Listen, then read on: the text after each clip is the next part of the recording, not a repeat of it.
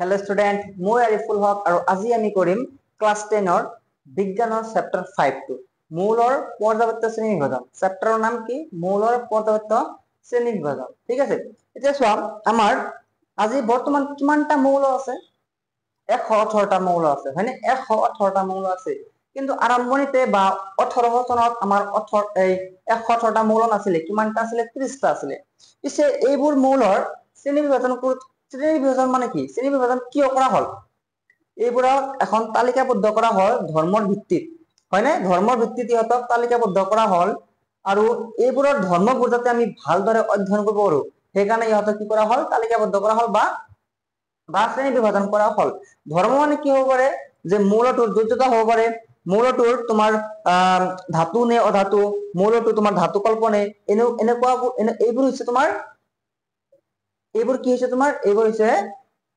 মৌলৰ ধৰ্ম এইবোৰৰ বিষয়ে অধ্যয়ন কৰাৰ কাৰণে আমাৰ মৌলৰ শ্ৰেণী বিভাজন কৰা হল ঠিক আছে চাবা এতেকে তোমাৰ ইয়াতে দিয়া আছে যে ডবাৰেনৰ ট্ৰাইড এতিয়া ডবাৰেনৰ ট্ৰাইডৰ আগতে আমি এটা পইণ্ট লিখি লও ইয়াতে যে 1800 চনত কেইটা মৌল আছিল যদি বুঝে 30টা মৌল আছিল 1800 চনত 30টা মৌল আছিল হবো 1800 কিমানটা মৌল আছিল 30টা মৌল আছিল এই ডবাৰেনৰ দিনত এই ডবাৰেনৰ দুজন বিজ্ঞানী আছিল এই ডবাৰেনৰ দিনত ডবাৰেনৰ দিনত কিমানটা মৌল আছিল জানানে 53টা মৌল আছিল 53টা মৌল আছিল কিমানটা মৌল আছিল 53টা মৌল আছিল আৰু এই ডবাৰেনৰ কোন হয় এইজন সায়েন্টিস্ট এইজন ব্যক্তি হয় ডবাৰেনাৰ ইয়াত ধুনীয়াকৈ সিগনেচাৰ মাৰা আছে তেখেতৰ ঠিক আছে এতিকে ডবাৰেনাৰে যেতিয়া মৌলবোৰ শ্ৰেণী বিভাজন কৰিলে কেনেকুৱাকৈ কৰিলে কি নীতিৰ ভিত্তিত কৰিলে তেওঁ ক'লে যে ট্ৰায়াড তেওঁ এটা নীতি দিলে কি ক'লে কি দিলে ট্ৰায়াড মানে তাক কি বুলি জানা যায় ডবাৰেনাৰ ট্ৰায়াড বুলি জানা যায় কাৰণ তিনটা কৰে মৌলক তেখেতে ভাগ কৰেছে কৈছে কি যে মৌলসমূহক যদি পাৰমাণৱিক ভৰৰ বৰ্ধিত ক্ৰমত সজোৱা হয় তেনেহলে মাজৰটোৰ ভৰ বাকীটোৰ ভৰৰ গড় মানৰ সমান হ'ব ঠিক আছে এনেকৈ কৈছে কোনে কৈছে আমাৰ ডবাৰেনাৰে কৈছে এটো মই লিখি দি আছো ঠিক আছে এটো মই লিখি দি আছো কারণ পরীক্ষাত আহি যায় তেখেতে কৈছে যে মৌলবোৰক পাৰমাণৱিক ভৰৰ বৰ্ধিত ক্ৰমত সজালে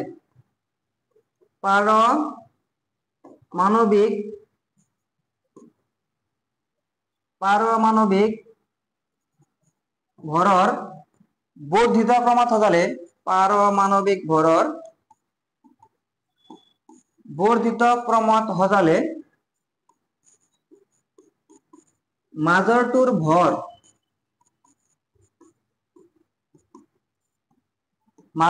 ভৰ বাকি দুটাৰ ভৰৰ গড় মানৰ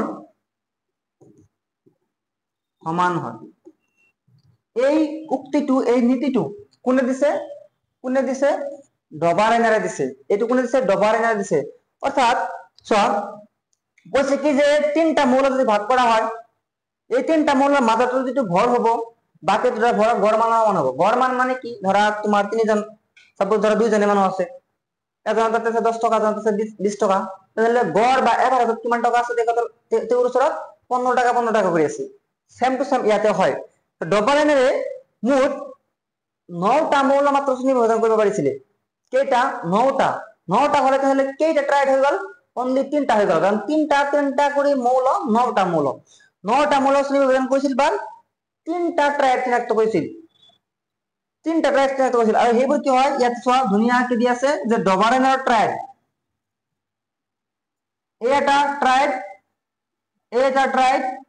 আৰু এটা ট্ৰাইড কেতিয়াবা তোমাৰ আহি যায় এমসিকিউ হিচাপে যে তলৰ কোনটো ডবাৰেনাৰ ট্ৰাইড হয় ইয়াৰে পৰাই হ'ব তলৰ কোনটো ডবাৰেনাৰ ট্ৰাইড নহয় ইয়াৰে পৰাই হ'ব হয় না যে সৰি ইয়াৰে পৰা হ'ব মানে কি এই তিনটা দিয়া থাকিব বাকি এটা বেলেগ দিয়া থাকিব হেতু তোমাৰ কি হ'ব आंसर হৈ যাব হেতু নহয় ইয়াতে ট্ৰাইড হিচাপে মানে কি হয় এই যদি সোডিয়ামৰ ভৰ আছে সোডিয়ামৰ ভৰ কিমান হয় 23 ইউ 23 ইউনিট হয় না সোডিয়ামৰ ভৰ কিমান হয় 23 ইউ হয় 23 ইউনিট হয় এই যেটো ভৰ আছে এই লিথিয়াম আৰু এই পটাছিয়ামৰ ভৰৰ যোগফলৰ গড় মান মানে আধা কৰে দুটা আছে আধা কৰলে হয়ে যাব গড় মানৰ সমান হ'ব ইয়াত আৰু মৌলবোৰৰ ভৰ যেটো আছে ইয়াক ইউৰে বুজোৱা হয় ইয়াক কিৰে বুজোৱা হয় ইউৰে বুজোৱা হয় আৰু ইউ মানে কি হয় ইউনিট যেনেকুৱা তোমাৰ জুলীয়া পদাৰ্থ কিৰে বুজোৱা হয় লিটাৰেৰে বুজোৱা হয় জোখা হয় তাহলে তোমার দৈর্ঘ্য মিটার কিলোমিটারে বুঝোয়া হয় হয় না সেম টু সেম ভাবে মৌলটার পরমাণুটার ভর ইউরে বুঝোয়া হয় 23 ইউরে বুঝোয়া হয় গতিকে এই তিনটা ট্রায়াড আমি মনত রাখিব লাগিব ঠিক আছে তেনেহলে এতিয়া ভাবা যে এই যে দেখে যে ডবলের ট্রায়াড দেখেতে দিলে তেও ট্রায়াডটো বিফল হয়ে গেল তেও ট্রায়াডটো কি হয়ে গেল বিফল হয়ে গেল ঠিক আছে কিও বিফল হল আৰু এই ডবায়নৰ পিছত কোন ব্যক্তি কোন বিজ্ঞানী আহিলে যিজনে মানে যিসকলে নতুন নতুন নিয়ম আগবঢ়ালে এক নম্বৰত আছিল ডবাৰেনাৰ এক নম্বৰত কোন আছিল ডবাৰেনাৰ দুই নম্বৰত কোন আছিল জানানে দুই নম্বৰ কোন আছিল দুই নম্বৰ আছিল নিউল্যান্ডছ দুই নম্বৰ আছিল নিউল্যান্ডছ নামৰ বিজ্ঞানী আৰু তিনি নম্বৰ আছিল মেন্ডেলিভ তিন নম্বৰ কোন আছিল মেন্ডেলিভ নামৰ বিজ্ঞানী আৰু 4 নম্বৰ আছিল হেনৰি মজলি 4 নম্বৰ কোন আছিল হেনৰি মজলি এই চাৰিজন বিজ্ঞানী আছিল আধুনিক পদাৰ্থ তালিকালৈকে এই সকল চাৰিজন ব্যক্তি কি কৰিছে এই শ্ৰেণী বিভাজন কৰোঁতে কাম কৰিছে আৰু আমি যেটো আজি ব্যৱহাৰ কৰি আছো যেটো তালিকা যেটো পদাৰ্থ তালিকা আমি আজি ব্যৱহাৰ কৰি আছো যেটো পদাৰ্থ তালিকা আমি আজি ব্যৱহাৰ কৰি আছো এই পদাৰ্থ তালিকাখন কোনে দিছিলে হেনৰি মজলি দিছিলে হেনৰি মজলি নামৰ বিজ্ঞানী দিছিলে আমাৰ আধুনিক পদাৰ্থ তালিকাখন এতেকে ডবায়নৰ ট্ৰায়াড কিয় বিফল হল কাৰণ তেখেতে মাত্ৰ তিনটা ট্ৰায়াড চিনাক্ত কৰিব পাৰিছিল বাকি চিনাক্ত কৰিব পৰা নাই আৰু এই নীতিটো সকলো ক্ষেত্ৰতে প্ৰয়োগ হোৱা নাই এই নীতিটো সকলো ক্ষেত্ৰতে কি হোৱা নাই এই নীতিটো সকলো ক্ষেত্ৰতে কি হোৱা নাই প্ৰয়োগ হোৱা নাই সব কি দিয়ে আছে আমাৰ সবা কি দিয়ে আছে যে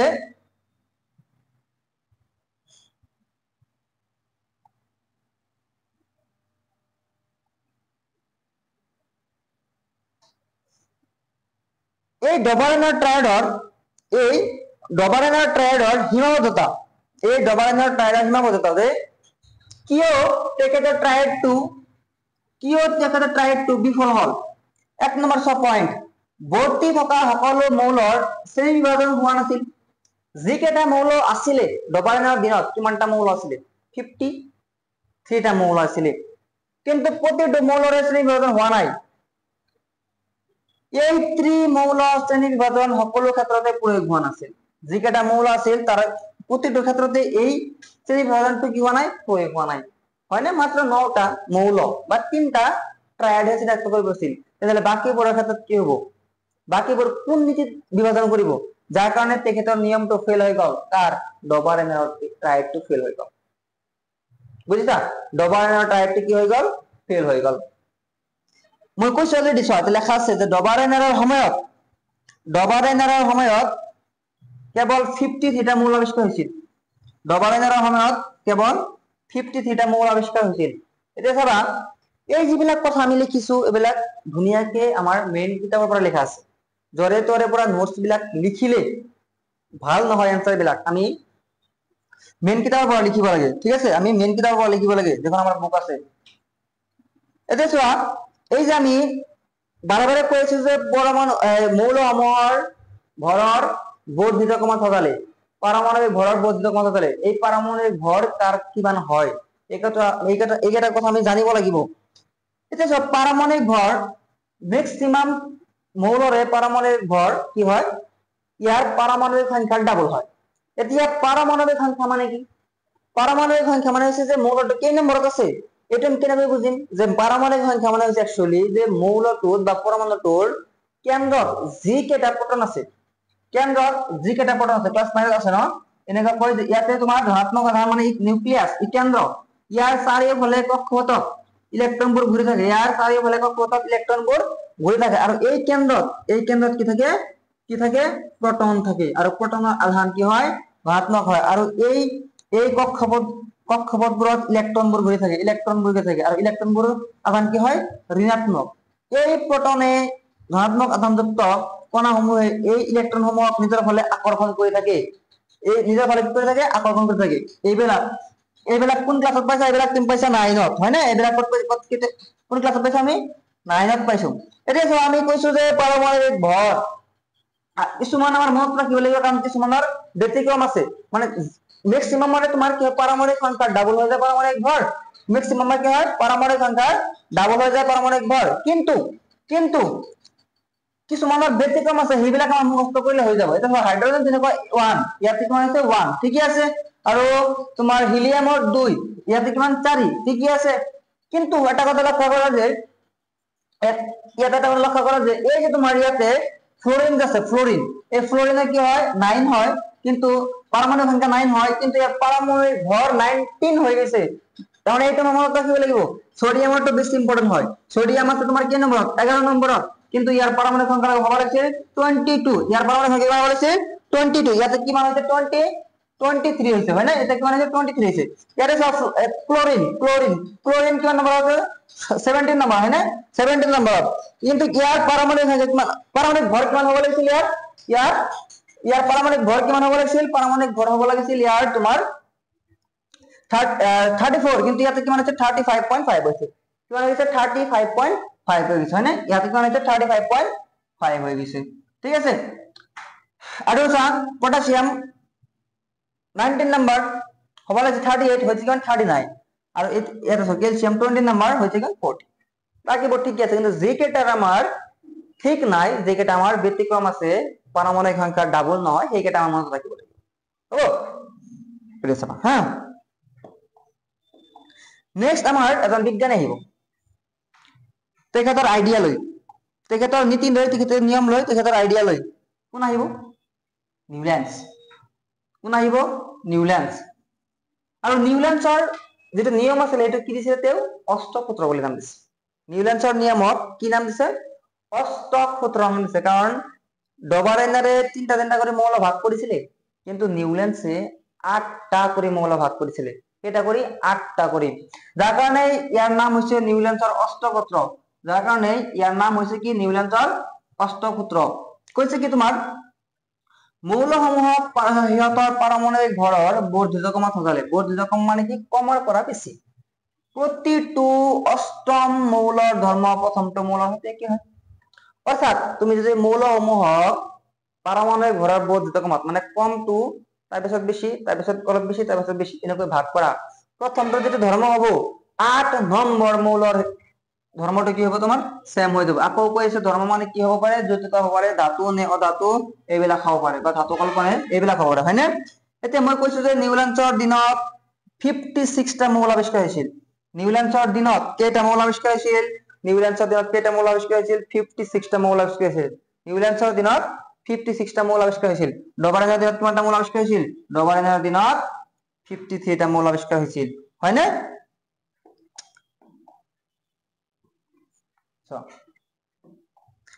এইটো হৈছে নিউল্যান্সৰ অষ্টসূত্ৰ, নিউল্যান্স অক্টেটস, নিউল্যান্সৰ অষ্টসূত্ৰ হৈছে এইটো। চোৱা একবাৰ লিষ্টখন চোৱা।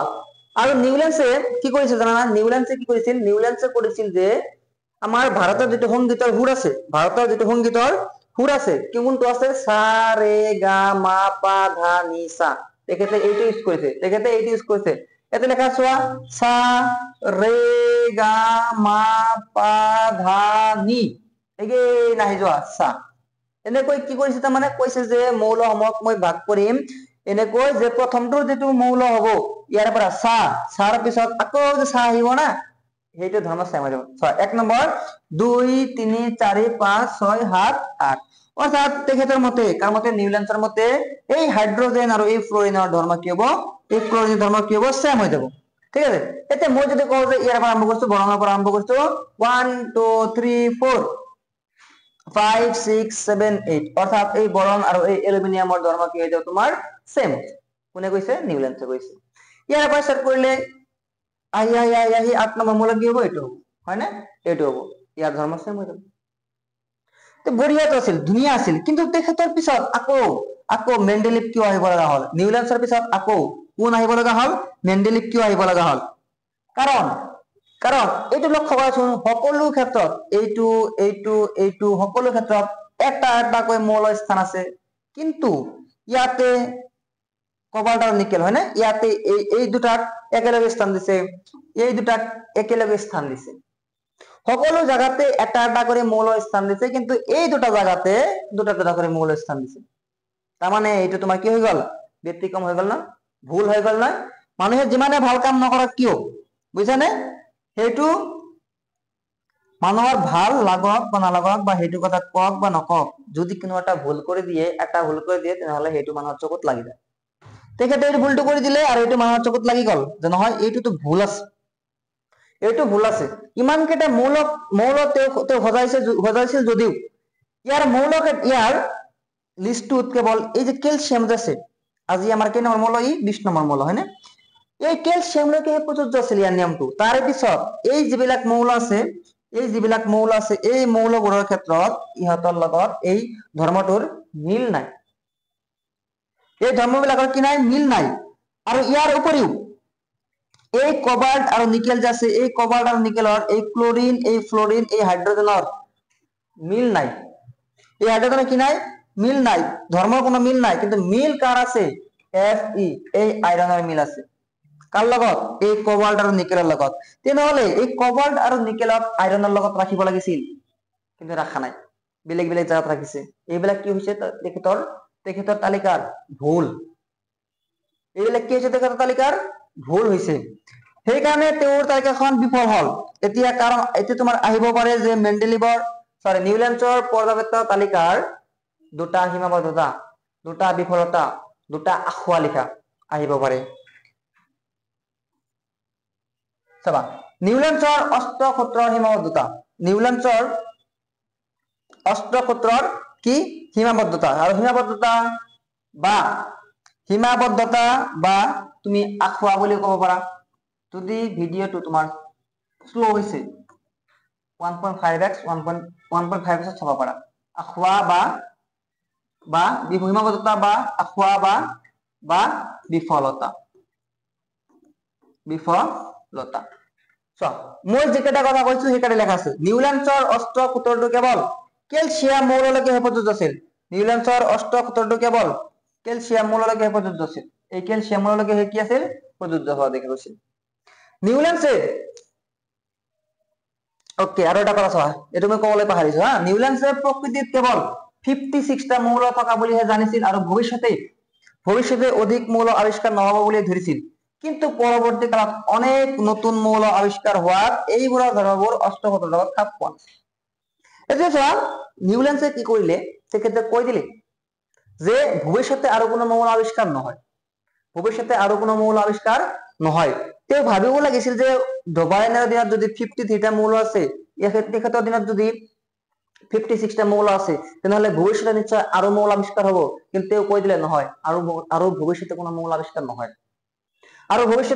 আৱিষ্কাৰ নহয় কিন্তু এইটো কি হৈ গল তেখেতৰ ভুল হৈ গল যদি কলে হয় যে ভৱিষ্যতে আৰু মৌল আৱিষ্কাৰ হ'ব আৰু তেওঁৰ তালিকাখন যদি মাজে মাজে জাগা ৰাখি থৈ গল হয় তেনেহলে কি জানি আৰু বেছি সফল হল হয় ঠিক আছে না এইবিলাক কৰিব লোৱা হৈছে ধুনীয়াকে কিতাপৰ পৰা লোৱা হৈছে ঠিক আছে কিতাপৰ পৰা লোৱা হৈছে চাবা নেক্সট নিউল্যান্ডছে তেওঁৰ তালিকাখনত মৌলবোৰ সজাওঁতে কেৱল এটা স্থানত দুটাকৈ মৌলক স্থান দিয়াই নহয় ধৰ্মৰ মিল নথকা কিছুমান মৌলক একেটা স্তম্ভতে অন্তৰ্ভুক্ত কৰিছে ঠিক আছে কথাটো কৈছো কি কৈছিলো কবাল্ট আৰু নিকেলৰ কথা কৈছিলো যে কবাল্ট আৰু নিকেলৰ স্থান একেটা আৰু ইহঁতক ফ্লোৰিন ক্লোৰিন আৰু ব্ৰোমিনৰ সৈতে একেটা স্তম্ভতে ৰখা হৈছে এইবোৰ মৌলৰ ধৰ্ম একেবাৰে পৃথক হয় আইৰনৰ ধৰ্ম কোবাল্ট আৰু নিকেলৰ লগত মিলে যদিও এই মৌলকেইটাক আঁতৰাই ঠাই দিয়া হৈছে সেম কথাই মানে সেম কথা যদি আহে এইবিলাক হুবহু ধুনীয়াকে লিখি দিবা আধা মাৰ্ক কাটি দিবি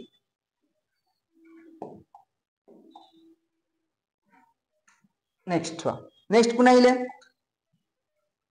নিউলেন্সটো বিফল হল, নিউলেন্স কি হল বিফল হল। এতিয়া নিউলেন্সৰ পিছত কোন আহিব মেন্ডেলিভ। আৰু মেন্ডেলিভৰ দিনত কেইটা মৌল আছিলে 63টা মৌল আছিল। মেন্ডেলিভৰ দিনত কেইটা মৌল আছিলে 63টা মৌল আছিলে। মেন্ডেলিভে কি ক'লে জানা? মেন্ডেলিভে কি ক'লে কোৱাচোন? মেন্ডেলিভে কি ক'লে জানা?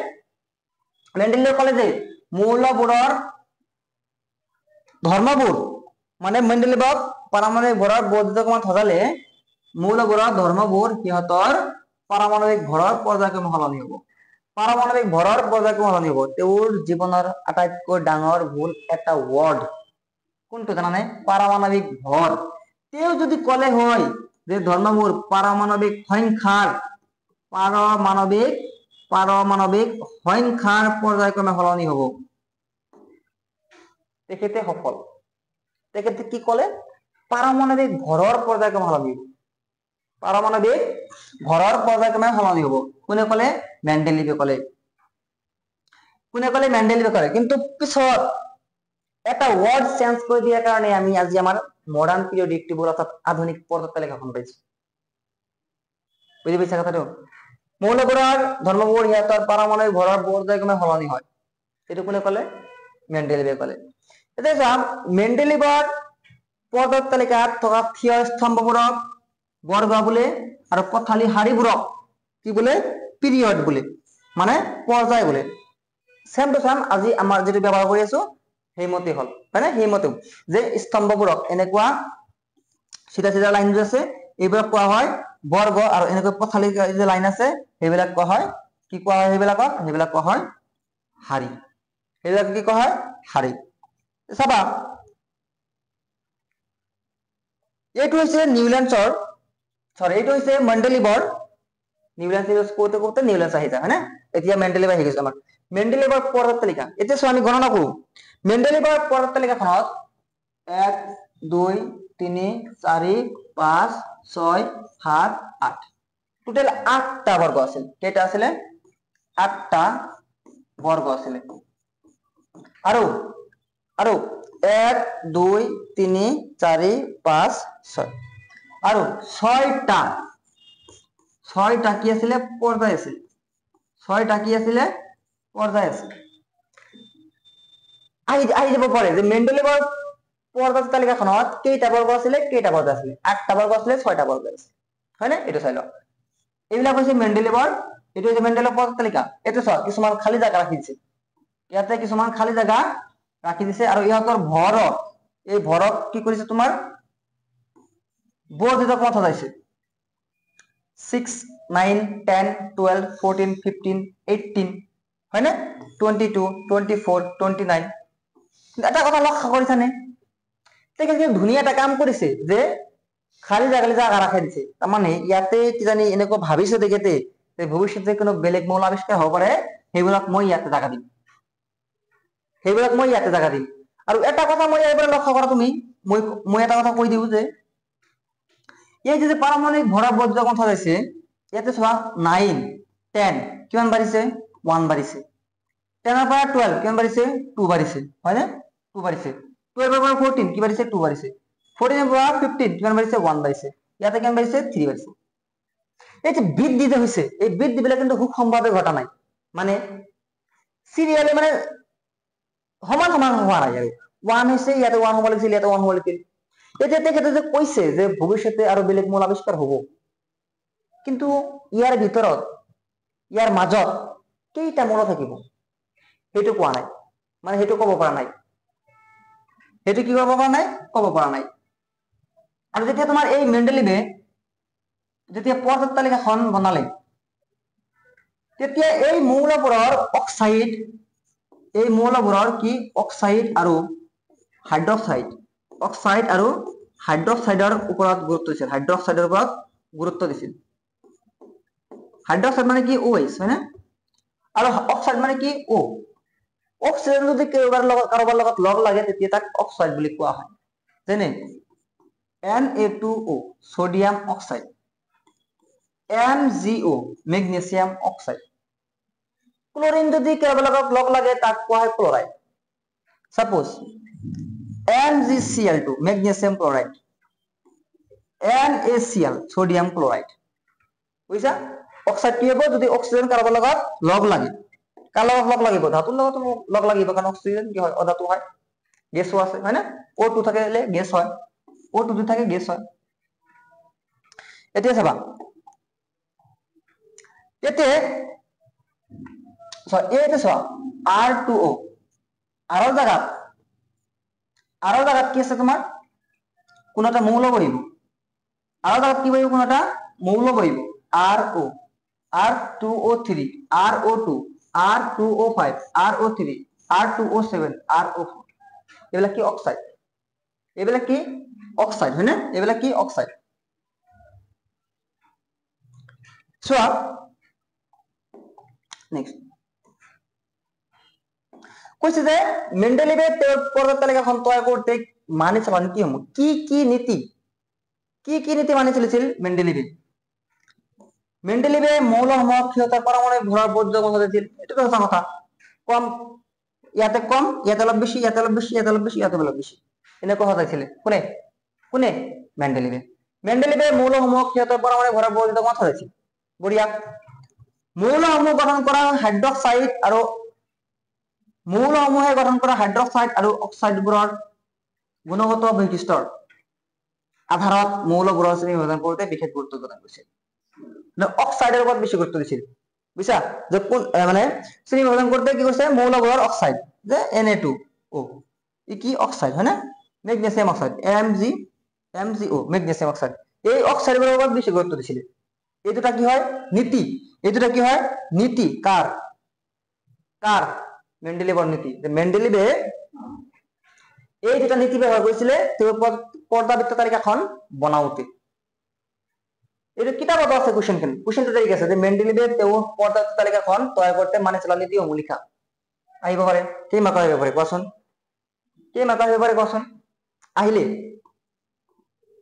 আহিলে 2 মাত্ৰা আহিব পাৰে গতিকে পঢ়ি ৰাখিবা হ'ব এতিয়া চোৱা এই কৈছে যে মেন্ডেলিভৰ পদাৰ্থ তালিকাৰ সফলতাসমূহ মেন্ডেলিভে যে তালিকাখন বনাইছে ডবাৰেনাৰ আৰু নিউল্যান্ডছ বহুত ধুনীয়াকে বনাইছে বহুত বেছি সফল হৈছে যদি বিফল হৈছে বহুত বেছি সফল হৈছে অলপখিনি বিফল হৈছে কি কাৰণ আছিল যে সফল হল মেন্ডেলিভে পদাৰ্থ তালিকাখনত ঠাই বিশেষে বেছি পাৰমাণবিক ভৰৰ মৌল একোটাতকৈ তাতকৈ সামান্য কম পাৰমাণবিক ভৰৰ মৌল এটাতকৈ আগত ঠাই দিছিল না চোৱাচোন দিছিল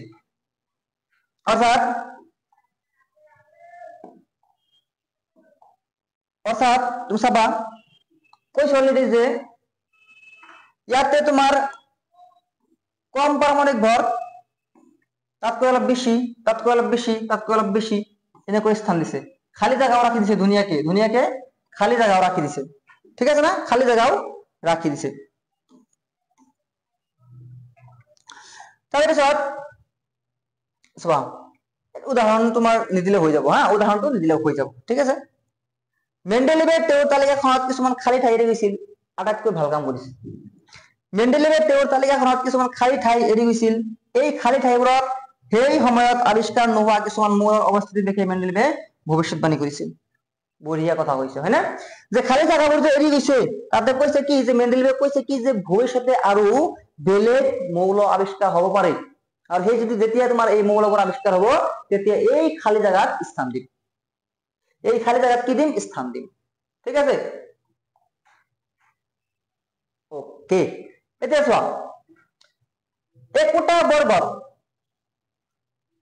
বৰ্গত থকা পূৰ্বৱৰ্তী মৌলটোৰ নামৰ আগত সংস্কৃত শব্দ একা যোগ কৰি মেন্ডেলিভে এই মৌলবোৰৰ নাম দিছিল যিকেইটা মৌল আৱিষ্কাৰ হ'ব সেই মৌলকেইটাৰ নাম দিছিল আৰু কি লিখিছিল কি কৈ গৈছিল যে একা যিকেইটা মৌল হ'ব তাৰ নামৰ আগত কি হ'ব একা হ'ব যিকেইটা মৌল ভৱিষ্যতে আৱিষ্কাৰ হ'ব আৰু ভৱিষ্যতে যদি হলো কেনেকুৱা হল যে অনাৱিষ্কৃত মৌল যিবিলাক মৌল আৱিষ্কাৰ হোৱা নাই স্কেন্ডিয়াম গেলিয়াম আৰু জাৰ্মেনিয়াম এইবিলাক তাৰমানে আৱিষ্কাৰ হোৱা নাই যেতিয়া মেন্ডেলিভে তেওঁ পদাৰ্থ তালিকাখন বনালে জাৰ্মেনিয়ামক মেন্ডেলিভে ক্ৰমে এটা বৰণ, এটা এলুমিনিয়াম আৰু এটা সিলিকন নাম দিছিল। স্কেন্ডিয়াম, গেলিয়াম, জাৰ্মেনিয়াম এইবিলাকক নাম দিছিল কি? স্কেন্ডিয়ামৰ নাম দিছিল এটা বৰণ আৰু গেলিয়ামৰ নাম দিছিল এটা এলুমিনিয়াম, জাৰ্মেনিয়ামৰ নাম দিছিল এটা সিলিকন। আহিব পাৰে যে মেন্ডেলিভে স্কেন্ডিয়ামক কি নাম দিছিল? এটা বৰণ নাম দিছিল। গেলিয়ামক কি নাম দিছিল? এটা এলুমিনিয়াম নাম দিছিল। জার্মেনিয়ামক কি নাম দিছিল? এটা সিলিকন নাম দিছিল। বুজি পাইছা কথাটো? আটাইতকৈ সফল, আটাইতকৈ ভাল যিটো কাৰণ আছিল তেখেতৰ পৰ্বত তালিকা, সেইটো কি জানা নাই? সেইটো হৈছে নোবেল গেছ বা সম্ভ্ৰান্ত গেছ। নোবেল গেছ বা সম্ভ্ৰান্ত গেছ, যেটো আমি পঢ়িম পিছত। সম্ভ্ৰান্ত গেছ বা নোবেল গেছ।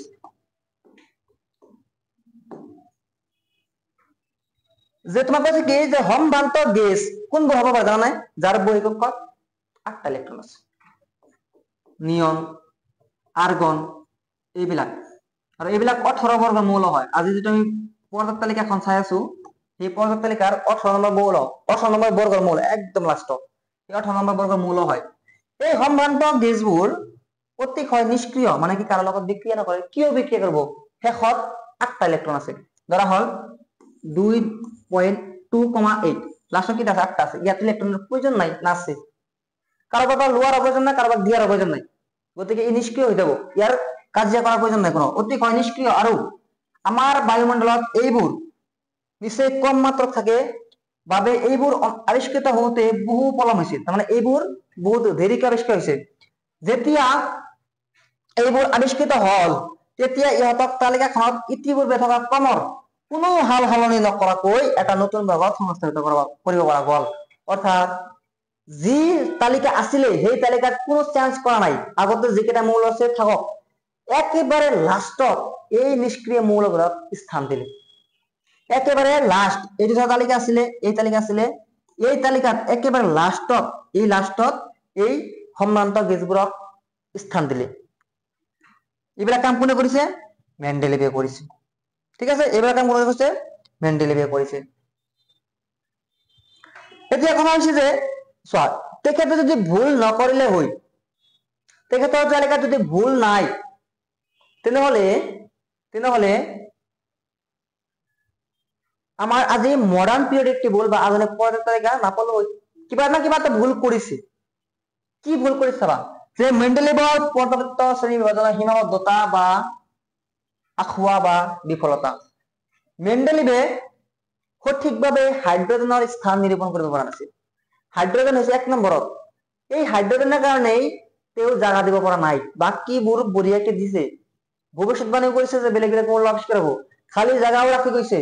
যিবিলাক নিষ্ক্ৰিয় মৌল হল সেইবিলাক লাষ্টত জাগাও দিছে, কোনো চেঞ্জ নকৰাকৈ। ইমান সফল কাম কৰিলে, কিন্তু বেচেৰা হাইড্ৰজেন ইয়াৰ কাৰণে জাগা দিব পৰা নাই। মানুহৰ চকুত লাগি গ'ল যে ই হাইড্ৰজেনক কিয় জাগা দিব পৰা নাই, গতিকে বিফল। হয়নে? এতিয়া চোৱা, মেন্ডেলিভে মৌলবোৰ শ্ৰেণী বিভাজন কৰাৰ পাছত সমস্থানিকবোৰ আৱিষ্কাৰ হৈছিল। এনেকৈ মৌলৰ সমস্থানিকবোৰে মেন্ডেলিভৰ পৰ্যাপ্ত সূত্ৰৰ প্ৰতি এক প্ৰত্যাহ্বান সৃষ্টি কৰিছিল। প্ৰত্যাহ্বান মানে কি? চেলেঞ্জ। প্ৰত্যাহ্বান মানে কি? চেলেঞ্জ দিয়া, কয় না, তোক মই চেলেঞ্জ দিলো, মানে তোক মই প্ৰত্যাহ্বান দিলো। প্ৰত্যাহ্বান গলে বুজি নাপায়, যদি কয় তোক মই চেলেঞ্জ দিলো, কৰ এইটো, সেই প্ৰত্যাহ্বান মানে চেলেঞ্জ। এটা চেলেঞ্জৰ সৃষ্টি কৰিছিল তেখেতৰ পৰ্বত তালিকাত। আইচটপ মানে সমস্থানিক মানে কি জানানে? স্থান। সমস্থান, এটা মৌলৰ কাৰণে স্থান কি হ'ব পাৰে? তেওঁৰ পাৰমাণবিক সংখ্যা হ'ব পাৰে।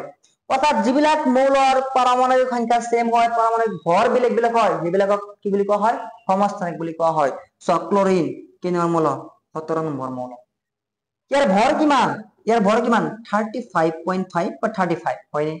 ইয়াৰ সমস্থানিক কি হয় জানানে? ক্লৰিনৰ এটা ভৰ হয় 35, এটা ভৰ হয় 37। এইবিলাকক কি বুলি কোৱা হয়? সমস্থানিক বুলি কোৱা হয়। এতিয়া সমস্থানিকতো তোমাৰ পাৰমাণবিক নাম্বাৰ সেম হয়, কিন্তু ভৰ বেলেগ বেলেগ হয়, তেনেহলে ইহঁতক ক'ত জাগা দিব? এইটো যেটো তোমাৰ তালিকা আছিলে, ধৰা হল এইটো তোমাৰ ক্লৰিনৰ জাগা আছিলে, এই ক্লৰিন যেটো 35 ভৰ আছে, তাক ক'ত জাগা দিব? যাৰ 37 আছে, এই ক্লৰিন ক'ত জাগা দিব? দিব পৰা নাই। এইটো চ্যালেঞ্জ হৈ গ'ল, তাৰমানে এটা মানে ভেমেজালি সৃষ্টি কৰি দিলে যে ক'ত জাগা দিব এইবিলাকক। বুজি পাইছা কথাটো?